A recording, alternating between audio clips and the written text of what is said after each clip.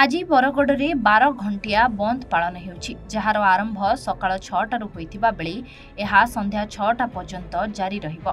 एही बंदर मूल उद्देश्य होउछि धनुयात्रा देखिबाको आसिथिबा एक युवतीक निखोज हेबा परे तांको देह कुर्ला जंगल ले मिलिथिबा दुर्भाग्यजनक घटना। बरगढ़ विभिन्न छकरे आंदोलनकारी माने रास्ता अवरोध करी नाराबाजी करुछंती। पीड़ितांक पई न्याय दाबी रे एही बंद पालन जाछि। सबु प्रकार जरूरी सेवा को एही बंद रु व्यतीत करा जायछि एवं अन्यान्य कार्यकलाप स्थगित रहिबो। एही बंद को अनेक सामाजिक और राजनैतिक संगठनर समर्थन मिलिछि। पूर्वतन बरगढ़ विधायक देवेश आचार्य बंद रे सामिल होई निखोज घटना नै मुख्य अभियुक्तों को तृतीय प्रकार कार्यानुष्ठान करने को पुलिस उपरे जोर दैछन्ति। देखंतु विगत 12 दिनर घटना बरगढ़ जो झियो अपहरण एवं मारणांतक आक्रमण होता एवं हॉस्पिटल रे वर्तमान मध्य तार होश आसी ना से झीर तार न्याय पाई तार पीड़िता झीर तार अपराधी को गिरफ करने दीर्घ 10 दिन हेलानी पुलिस हाथ बांधी बसी एवं कौन सी प्रकार तांकर कार्यकलाप जना पड़ूना। संदेह घेर रे पुलिस प्रशासन तांकर भूमिका। तेणु आज बरगढ़ बासी अंचलवासी सामाजिक अनुष्ठान एवं विभिन्न राजनीतिक दल भारतीय जनता पार्टी छाड़ी बाकी समस्त दल आज मिसिकी ये आंदोलन करिछु। धर्मघटर डाकरा दिखाई बरगढ़ पूरा बंद कराई तथापि मध्य पुलिस निद भांगु नाही।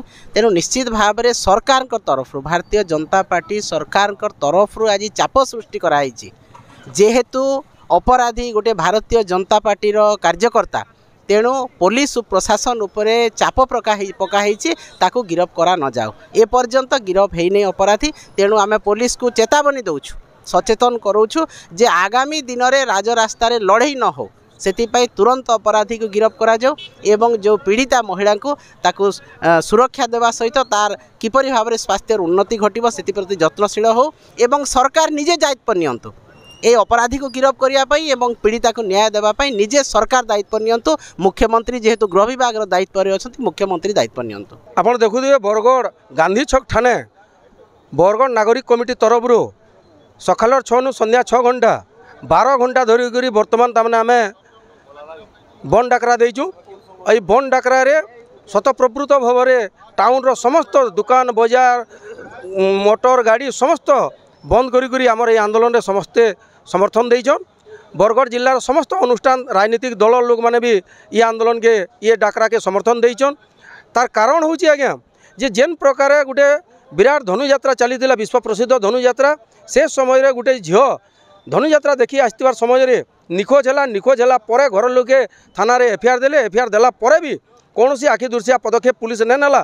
परवर्ती समय 36 घंटा पर जंगल रू उद्धार करागला से झील के रक्त जुड़ुबुड़ अवस्था वर्तमान सुधा 10 दिन बीती जाते भी जे कांड घटाईन मुख्य अभियुक्त के वर्तमान सुधा पुलिस नुहे धरे तेल।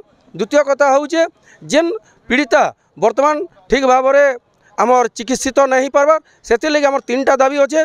पहला दाबी हूँ जे पीड़िता ताके उन्नत मानर चिकित्सा संगे संगे आमर उच्च स्तरीय तदंतर लगे आम दाबी करुचु। द्वितीय कथा हूँ जेन ये कांड घटाई मुख्य अभियुक्त ताके तुरंत गिरफ करा जाओ और कठोर नु कठोर सजा दिया जाओ। तृतीय कथा हूँ बरगढ़ जिला वर्तमान गोटे निशार हब पाल्टी जे निशा संपूर्ण भाव में बंद करा जाओ एवं पुलिस एंदा घटना जेन्दा नहीं घटवा तार लगी संवेदनशील हूँ। एंदा 3टा प्रसंग के लेकर 12 घंटा बंद डाकरा दि जाइए। बंद के संपूर्ण भाव में ये अंचल बरगढ़ जिलार नागरिक समस्ते समर्थन कर समस्त को धन्यवाद। बरगढ़ सुशोभन दास को रिपोर्ट A1 ओडिशा।